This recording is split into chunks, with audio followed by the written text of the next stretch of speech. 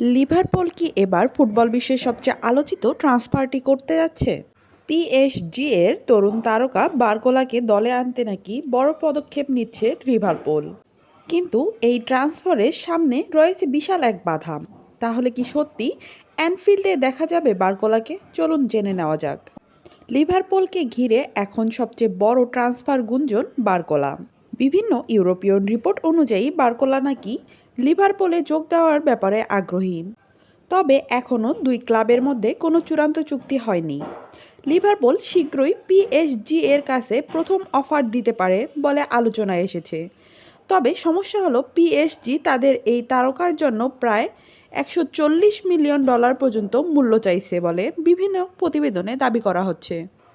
এত বড় অঙ্কে ট্রান্সফার ফি দেওয়া লিভারপুলের জন্য সহজ হবে না।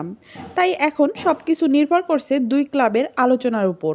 মাত্র 23 বছর বয়সেই বার্কোলা ইউরোপের অন্যতম প্রতিভাবান উইঙ্গার হিসেবে নিজেকে প্রমাণ করেছেন। তার গতি, ড্রিবলিং এবং গোলের প্রতি ক্ষমতার কারণেই লিভারপুল তাকে দলে আনতে আগ্রহী।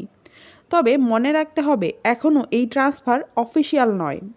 এটি বিভিন্ন নির্ভরযোগ্য গণমাধ্যমের রিপোর্টের ভিত্তিতে চলমান ট্রান্সফার আলোচনা। এখন দেখার বিষয়, লিভারপুল কি পিএসজি এর চাওয়া বিশাল অঙ্কের অর্থ দিতে রাজি হবে, নাকি এই ট্রান্সফার শেষ পর্যন্ত ভেঙে যাবে।